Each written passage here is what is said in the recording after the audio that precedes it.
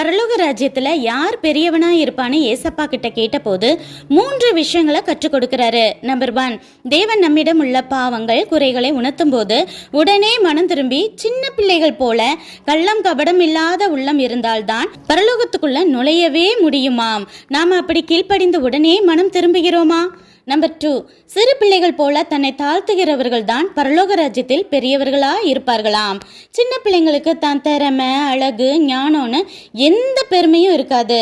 பணக்காரன், ஏழை, ஜாதின்னு எந்த பார்ஷாலிட்டியும் பார்க்க தெரியாது.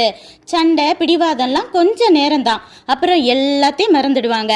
மனசுல ஈகோ, வெறுப்பு, கசப்பு இருக்காது. இந்த மாதிரி வெள்ளை புறாக்களா நாம இருக்கிறோமா? வெள்ளை காக்கா மல்லாக்கா பறக்குதுன்னு சொன்னாலும் அம்மா பேச்சை நம்பி வானத்தையே பார்த்துட்டு இருப்பாங்க. அப்படி தேவன் எது சொன்னாலும் நாம நம்புறோமா?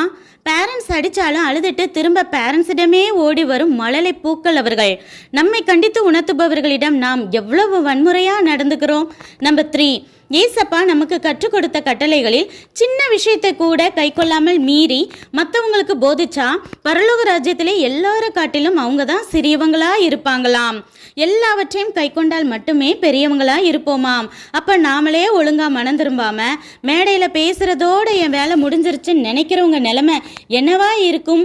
சிந்திப்போம். இப்போ மனதளவில் மட்டும் சின்ன பிள்ளையா மாறினால் பரலோக ராஜ்யத்தில் நாம் தான் பெரியவர்களா இருப்போம் என்று உணர்வோம். நன்றி.